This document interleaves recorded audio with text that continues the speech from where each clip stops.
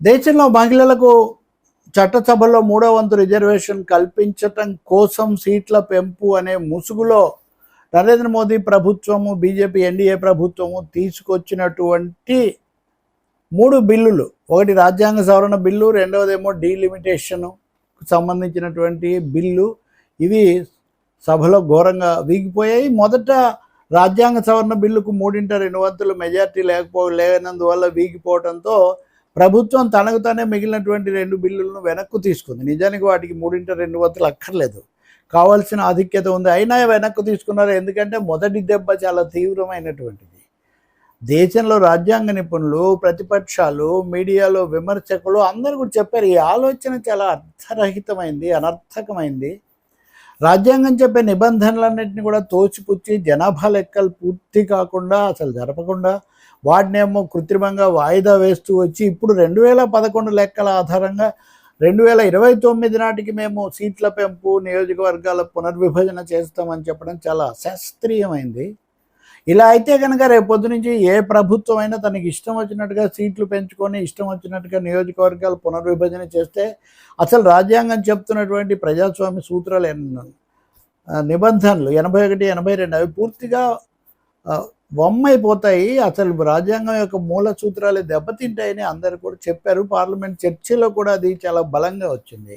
అయినా కానీ వినకపోగా ఎదురుదాడి చేశారు. కానీ ఇప్పుడు ఎవరు బలపరచలేదు వాళ్ళు ఆశించినట్టుగా. ఇప్పుడు ఉదాహరణకు మొత్తం ఓటింగ్లో 490 మంది పాల్గొంటే 490 మందిలో 279 మంది బలపరిస్తే 2211 మంది వ్యతిరేకించారు. 3/2 వంతులు రాలేదు, 360 కావాలి. దానికంటే చాలా తక్కువగా ఉండిపోయినాయి. ఎందుకు ఇలా జరిగింది అనేది ఒక ప్రశ్న. ఎందుకు మిగిలిన వెనక్కు తీసుకున్నారు మరి అన్నది కూడా.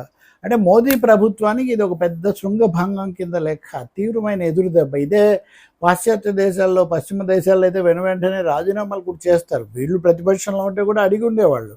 ఇంత హంగామా చేసి తమకు ఇంకా ప్రతిపక్షాల మీద, రాష్ట్రాల మీద ఎదురుదాడి చేసి ఇందులో తెలియకుండా రాష్ట్రాల సమాఖ్య హక్కులను హరించే ఒక పెద్ద పథకం కూడా దీంట్లో ఉంది. ఉత్తర దక్షిణాల విభజన తీసుకొని వచ్చి దేశ పరిపాలనకు అవసరమైన స్థానాలు చాలా వరకు ఉత్తరాది నుంచే పొందేటటువంటి కనిపించని ఒక పథకం ఉంది. ఇంకొకటి, సీట్లను పునర్విభజించడానికి అధికారం పొందిన తర్వాత తాము గెలిచే అవకాశం ఉన్న స్థానాలనే ఎక్కువ స్థానాలుగా విభజించుకునే అవకాశం కూడా ఇందులో ఆలోచన కూడా పాలక పక్షానికి, బీజేపీకి ఉంది. మొదట అంతగా ఎవరు చర్చించింది ఎస్సీ ఎస్టీల స్థానాలు కూడా. ఎప్పుడైతే జనాభా లెక్కలు, తాజా జనాభా లెక్కలు లేకుండా మీరు 2011 ప్రకారం నియోజకవర్గాలను మొత్తం పైనుంచి కింది వరకు పునర్విభజన చేస్తారో అప్పుడు ఎస్సీ ఎస్టీలకు రాజ్యాంగబద్ధంగా ఇచ్చిన రిజర్వేషన్ స్థానాలు కూడా మార్పులకు గురవుతాయి. కాబట్టి వాళ్ళు తెలియకుండా దాని వల్ల దెబ్బతినే ప్రమాదం దీంట్లో చాలా తీవ్రంగా ఉంది. ఇంకా రాష్ట్రాల హక్కులు సరే, ఇప్పుడు వాళ్ళు చూస్తే కనుక మనము ఎవరికి ఎన్నో వస్తాయి వివరాలన్నీ చెప్తున్నారు. ఇంత కసరత్తు చేసిన వాళ్ళు దీన్ని ప్రజలతో, దేశంతో ఎందుకు పంచుకోలేదు? ప్రతిపక్షాలతో ఎందుకు చర్చించలేదు? ఇప్పుడు చివరిలో ప్రధానమంత్రి గారు విజ్ఞప్తి చేశారు. ఆ తర్వాత హోంమంత్రి అమిత్ షా అవసరమైతే మేము దేశం అంతా సమానంగా చేస్తామనేదో ఒక సవరణ తీసుకొని వస్తాము, దాన్ని వెనక్కు తీసుకుంటాము, ఇట్లాంటివన్నీ చెప్పారు. అవన్నీ ముందే ఎందుకు చేయలేదు? మీకేదో కపట నాటకం ఆడారు కాబట్టి, మీకేదో లోపల ఉన్న రాజకీయ దురుద్దేశం ఉంది కాబట్టి ఇవన్నీ చేశారు. ఇంకొకటి, సభలో బుల్డోజ్ చేసినట్టే ఇతర పార్టీలను కూడా నయానో భయానో మీ వైపు తిప్పుకొని మూడో వంతు తెచ్చేసుకోవచ్చు. ఒక్కసారి సభలో ఆమోద ముద్ర వేసుకుంటే ఆ తర్వాత ఇంకా మనకి ఎదురు ఉండదు, తిరిగి ఉండదు అనుకున్నారు.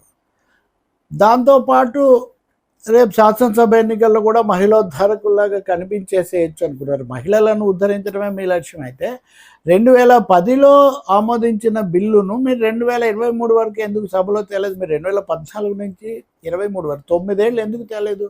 2023లో ఆమోదించిన చట్టాన్ని నిన్న నోటిఫై చేశారు. ఇన్ని రోజులు 2 ఏళ్ళు ఎందుకు చేయలేదు? అంటే ఇవన్నీ మీకు దాని పట్ల ఇప్పుడు ఇక్కడ కూడా ఈ డీలిమిటేషన్ చేయాలన్నది 2023 చట్టంలో, మీరు పెట్టిన చట్టంలోనే ఉందా? లేదే, ఇవేవీ లేవు. కాబట్టి వీటి అన్నిటి యొక్క వ్యూహాలు వేరు, ఉద్దేశాలు వేరు.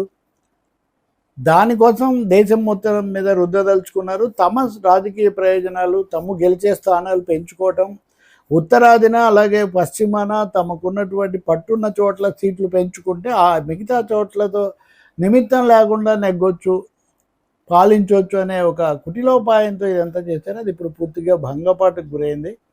సమాజ్వాదీ పార్టీ ఏదో వస్తుంది అనుకున్నారు, కానీ చివరిలో వాళ్ళు కూడా రాలేదు.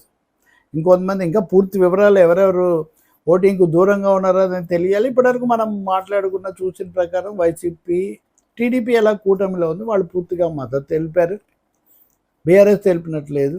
కాబట్టి ఖచ్చితంగా చెప్పాలంటే ఎన్డీఏ అన్నది బీజేపీ ఎన్డీఏ, బీజేపీ కోరుకున్న ఎన్డీఏ దాని విస్తరణకు ఇంకేమాత్రం అవకాశం లేదు. దాంతో చేతులు కలిపే రాజకీయ పక్షాలు కూడా 1-2 సార్లు ఆలోచించుకుంటున్నాయి. 2024 ఎన్నికల్లోనే మోదీకి పూర్తి మెజారిటీ రాలేదు బీజేపీకి. ఖచ్చితంగా జనతాదళ్, జేడీయూ, తెలుగుదేశం మద్దతు మీద ఆధారపడి ఉన్నారు. అయినా వీళ్ళు బలపడుతున్నారు లేదా వెంట తిరుగుతున్నారు ప్రతిదాన్ని విచక్షణరహితంగా, అది వేరే విషయం. కాబట్టి ఇది ఒక చారిత్రాత్మకమైన ఘట్టం. ఒక 10 ఏళ్ల నుంచి 12 ఏళ్ల నుంచి ఇంకా మోదీ అంటే తిరుగులేదు. ఇంకా ఆయన అసలు ఏదో అని చాలా టమ్ముకేసినటువంటి వాళ్ళు ఇప్పుడు కొంచెం వెనక్కు తిరిగి చూసుకోవాల్సిన పరిస్థితి. మళ్ళీ దేశ రాజకీయాల్లో ఒక పునఃసమీకరణ, రీఅలైన్మెంట్, అలాగే కొత్త ప్రయత్నాలు, కొత్త ఉద్యమాలు, కొత్త కదలికలు మొదలవుతాయి. బహుశా తమిళనాడు, బెంగాల్ ఎన్నికలు రావాల్సి ఉంది. కేరళ ఎన్నికలు అయిపోయాయి. ఈ ఎన్నికలు జరుగుతాయి అతి త్వరలో. ఈ ఫలితాలతోనే ఈ మార్పు మొదలైతే కూడా మనమేమీ ఆశ్చర్యపోనవసరం లేదు. ఎందుకంటే ఈ రాష్ట్రాల్లో ఎలాగో బీజేపీ గెలవదు. ఆ విధంగా చూస్తే మోదీ హవాకు ఈ ఓటమి పెద్ద గండి అని మనం చెప్పక తప్పదు. ఆయన చుట్టూ అదే పనిగా భజన చేసిన వాళ్ళు కూడా ఒక్కసారి వాస్తవాల్లోకి వచ్చి తమ విధానాన్ని తాము పరిశీలించుకోవాల్సిన అవసరం కూడా ఒకటి ఏర్పడుతుంది. ఇక చివరిది, ఏదేమైనా మనం ఏకపక్షంగా సాగిపోవచ్చు అంటే ఈ దేశంలో అది ఎల్లకాలం సాగదు అని ఎప్పుడు చెప్తున్నమాట ఈరోజు పార్లమెంట్ సాక్షిగా రుజువైంది. ఇప్పటికి కూడా ఏ ఒక్కరు మహిళా రిజర్వేషన్లకు వ్యతిరేకం కాదు. ప్రభుత్వం చేయదలుచుకుంటే ఇప్పుడు సభలో ఉన్నటువంటి 500 స్థానాల్లోనే మహిళా రిజర్వేషన్లు 500 + 500+, ఈ స్థానాల్లో రిజర్వేషన్ కల్పిస్తే మేము మద్దతు ఇస్తామని అన్ని పార్టీలు చెప్పాయి. ఇవ్వమనండి. నిన్న ఎలాగూ 2023 శాసనాన్ని నిన్న మళ్ళీ దాన్ని ప్రకటించారు కదా, అమలు చేస్తామని. దాన్ని చెయ్యండి.